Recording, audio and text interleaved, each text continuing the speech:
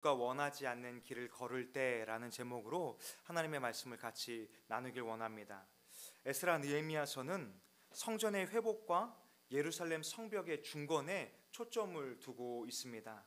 제사장은 성전을 재건하고 또 유다 총독 느헤미야는 예루살렘 성벽을 중건한 후에 우리가 앞서 살펴보았던 말씀처럼 에스라가 하나님의 말씀을 선포하고 백성들은 하나님 앞에 서서 그 말씀을 붙들고 하나님 중심으로 살아가기를 결단했습니다.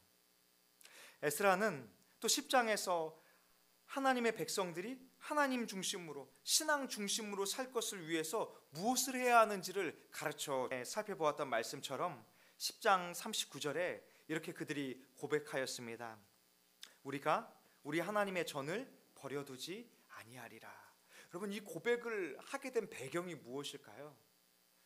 남은 백성들이 예루살렘으로 돌아왔지만 하나님 중심으로 살아가고자 했지만 그들의 성전 중심이 아니었던 거예요. 하나님 중심으로 살아가고자 했던 것이 아니라 이제는 하나님의 성전이 버려지고 또 하나님 앞에 제사하는 것들이 많이 쇠약해지고 하나님을 경외하는 마음이 많이 나약해져서 마치 그들이 포로 가운데 살았던 세상의 모습과 많이 닮아 있었던 모습을 보여주고 있는 것입니다. 그래서 이제 그곳에서 돌이켜서 내가 이제 하나님 중심으로 살아가기를 원합니다. 내가 하나님의 전을 더 이상 버려두지 않겠습니다 라고 고백하면서 하나님과 친밀한 교제 속으로 나아가기를 원했던 것입니다.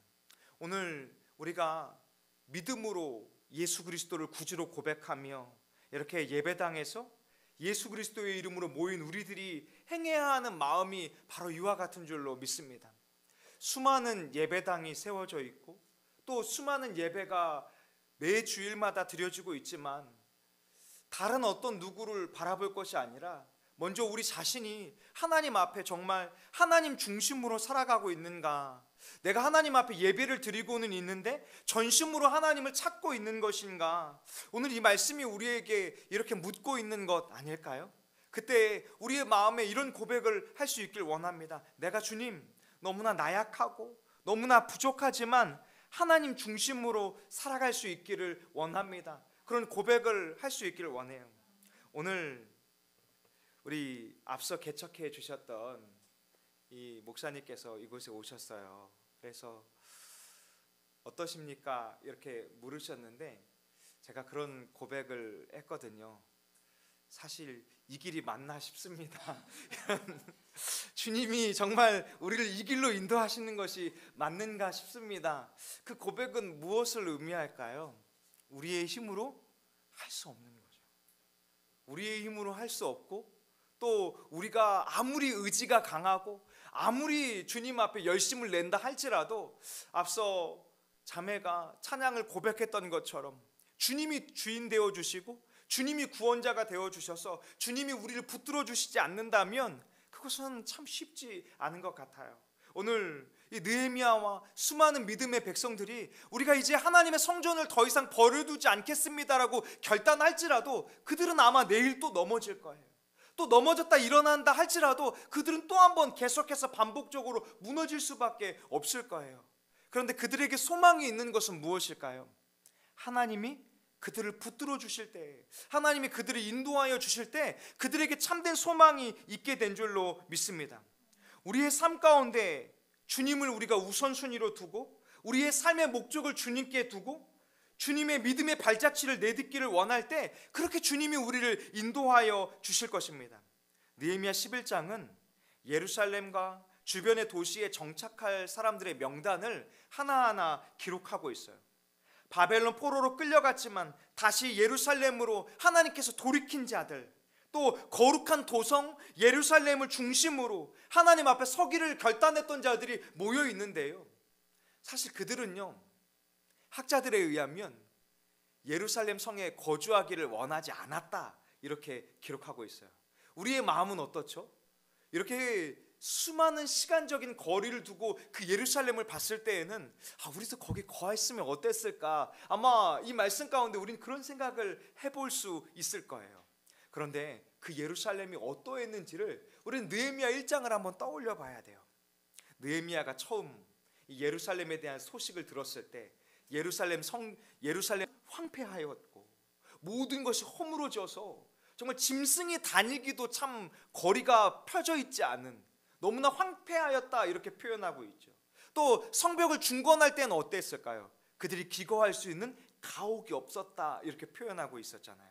그러니까 그 예루살렘은 사람이 살기 원하는 이 좋아 보이는 모습이 아니었던 거예요. 그리고 여전히 예루살렘을 무너뜨리기 위해서 수많은 대적들이 그들을 바라보고 있어요. 또 한 번 예루살렘 성이 언제 황폐하게 되고 또 포로로 끌려갈지 모르는 그런 두려운 마음들이 그들의 마음 가운데 늘 사로잡고 있었을 것입니다.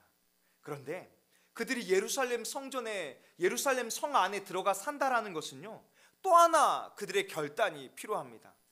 자신들의 터전을 버리고 들어와야 돼요.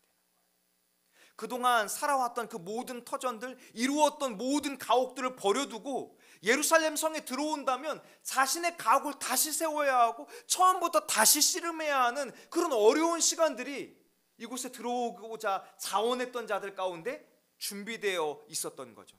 축복의 길일까요? 고난의 길일까요? 고난의 길이죠. 그런데 그 고난의 길에는 누가 함께 하실까요? 하나님이 함께 하시죠. 1절은 이렇게 말씀합니다. 백성의 지도자들은 예루살렘에 거주하였고 그 남은 백성은 제비 뽑아 10분의 1은 거룩한 성 예루살렘에 거주하게 하고 10분의 9는 다른 성읍에 거주하게 하였으며, 이제 백성의 지도자들이 먼저 자원하여 자신의 거처를 옮겨서 예루살렘 성 안에 들어갈 것을 원했던 것입니다. 그리고 제비 뽑는다는 것은 우리가 잘 알고 있는 것처럼 주권이 누구에게 있다고요? 하나님께 있음을 고백하며 제비를 뽑았어요. 그래서 거룩한 성 예루살렘에 모아서 10분의 1만 거주하게 하고 또 남은 10분의 9는 다른 성읍에 거주하게 되었습니다. 인간적인 눈으로 보면 이제 이 모든 결정이 다 이루어졌을 때 그들이 무엇을 해야 할까요? 하나님께 자신의 삶을 의탁해야 하는 거죠. 예루살렘 성전이 성벽이 세워진 것은 하나님 중심으로, 하나님 우리를 구원하여 주옵소서, 이곳에서 우리의 신앙이 갱신되고 이곳에서 우리가 하나님 중심으로 살아갈 때 다시금 하나님이 하나님의 백성들을 붙잡아 주시고 이곳이 하나님의 그루터기가 되어서 정말 영적인 암흑기 가운데에서 메시아를 소망하며 견딜 수 있는 힘을 주옵소서라고 살아내는 삶이 이제 주어져 있는 거잖아요. 우리가 잘 살펴보았던 것처럼 지금 이 시대는 말라기를 앞서고 있다라고 말하고 있었잖아요. 이제 얼마 남지 않으면 430년에 의하는 수많은 시간들이 황폐한 영적 암흑기 가운데 처해져야 합니다. 그러니 그들은 남은 그루터기를 할지라도 그곳에서 하나님 중심, 하나님 앞에 예배하고 하나님을 온전히 경외하는 그 중심으로 살아내야만 그 남은 믿음의 자손들이 오실 예수 그리스도를 바라보며 견뎌낼 수 있는 거예요. 바로 그것을 보고 있는 것입니다. 그러나 하나님을 위한 길, 하나님을 위한 삶임을 기꺼이 고백하며 나아갔던 그들에게는요, 눈에 보이는 것은 아무것도 없었어요. 마치 아브라함이 창세기 12장에서 본토 친척 아비의 집을 떠나서 하나님의 말씀을 따라 가나안 땅에 갔지만 성경은 표현하기를 그가 땅 한 평도 자신의 돈을 주고 사지 않고서는 얻을 수 없었다라고 기록하고 있어요. 그곳에 갔더니 기근이 임하고요, 그곳에 갔더니 참으로 가정 가운데 어려움, 아내를 빼앗기는 고난을 아브라함이 겪었잖아요. 그 흉년 가운데 무엇을 먹을까, 어떻게 살아갈까 근심해야 했잖아요. 그런 수많은 어려움 속에서 아브라함은 무엇을 바라봐야 했을까요? 우리가 잘 아는 것처럼 히브리 기자는 이런 표현을 11장에 했잖아요. 믿음은 보이는 것을 쫓아가는 것이 아니라 보이지 않는 것, 보이지 않는 것을 믿음으로 바라며 살아갈 때 우리가 이 땅에서 살아갈 수 있는 것이죠. 여러분, 그리스도인으로 이 땅에 살아간다는 것에 소망이 있으신가요? 초대교회도 늘 그런 기도를 했다고 하잖아요. 마라나타 주 예수여 속히 오시옵소서.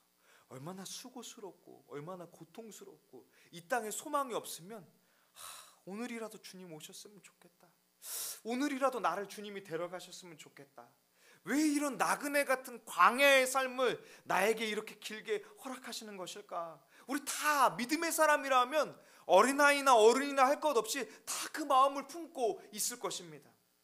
그런 것처럼 믿음의 삶은 이 땅에서 아름답고 화려하고 좋은 것은 아닌 것 같아요. 오히려 아브라함이 하나님의 약속을 받았지만 그 약속이 믿음으로 이루어지기까지는 수십 년이라는 시간이 흘러야만 했던 것처럼 그 수십 년이 얼마나 힘들었을까요?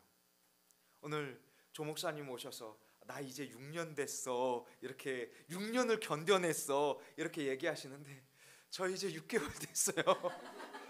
죽을 것 같아요. 주님 앞에 엎드려야 할 것 같아요. 이런 고백을 했거든요. 지금 이 남아있는 백성이 거룩한 성 예루살렘 성에서 눈에 보이지 않는 것을 바라보며 살아갈 때 그런 마음인 것 같아요.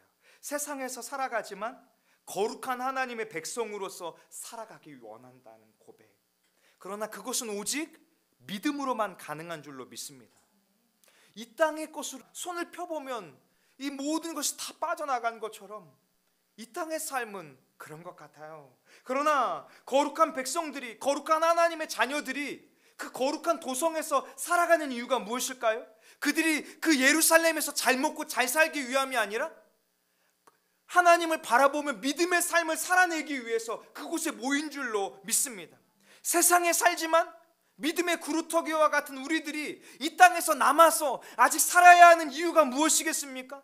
바로 주님을 위하여 믿음의 선한 싸움을 매일매일 넘어지고 깨지지만 하루하루 하며 이 땅에서 우리에게 허락해 주신 유일한 구원의 방주 예수 그리스도의 이름으로 모인 주의 교회의 부르심을 붙잡고 살아갈 수 있는 저와 우리 다산 동행교회 식구들이 되기를 원합니다. 믿음의 공동체는 2절에 이렇게 축복했어요. 예루살렘에 거주하기를 자원하는 모든 자를 위하여 백성들이 복을 빌었느니라.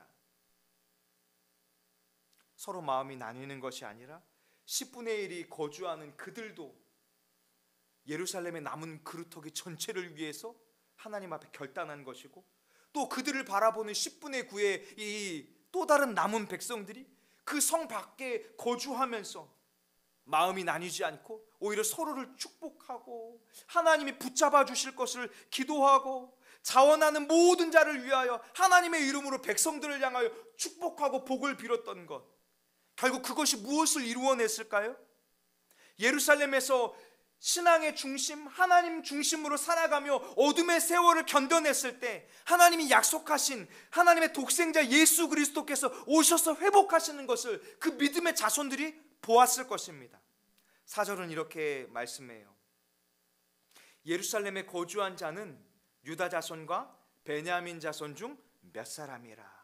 또 10절에는요 그 사람들을 지칭하기를 그 중에는 제사장도 10절에 있었다라고 기록하고 있고요. 또 11절에는 하나님의 전을 맡은 자들이 그곳에 기거했다. 또 15절에는 레위 사람들도 있었고, 또 19절에는 성 문지기도 그곳 가운데 있었다. 21절에는 느드님 사람, 또 22절에는 노래하는 자들인 아삽 자손이 주의 성전을 버려두지 않고 성전 중심으로 필요한 것들을 채워가기 위해 거주했다라고 11장은 설명하고 있는 것입니다. 여러분, 그들이 그러나 할 수 있는 것이 없어서라거나, 혹은 그들이 가진 것이 없어서라거나, 혹은 그들이 힘이 없어서 그렇게 한 것이 아님을 11장은 기록하고 있어요. 그들을 지칭하기를 11장 6절은 이렇게 고백합니다. 그들이 모두 다 용사였더라. 그곳에 거주했던 자들은 용사였다는 거예요. 또 14절은 이렇게 말합니다. 그들의 형제의 큰 용사들이었더라. 그러니까 하나님을 경외하고 하나님을 사랑하고 하나님을 향한 마음 때문에 있었던 것이지 그들이 힘이 없거나 부족해서 있었던 것은 아니다라고 성경은 기록하고 있어요. 저는 또 17절에 이 말씀도 참 마음 가운데 와닿았습니다.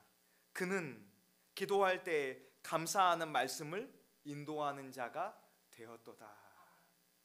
주를 위하여 기도하며 감사의 말씀으로 백성들이 하나님 앞에 나아갈 수 있도록 인도하는 자의 삶을 살아내는 자들, 바로 그들이 예루살렘 도성에 모여 있었던 거예요.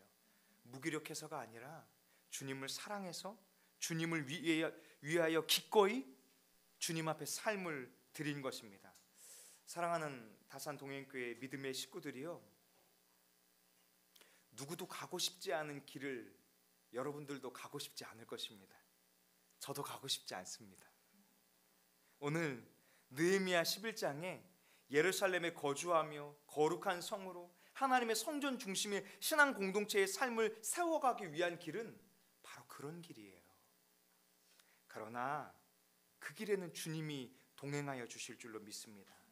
어려운 길이지만 주님이 기뻐하는 길이고, 그 삶을 통하여 주님이 영광을 받으실 것이고, 주님께서 크신 은혜로 그들을 책임져 주실 줄로 믿습니다. 기도하겠습니다.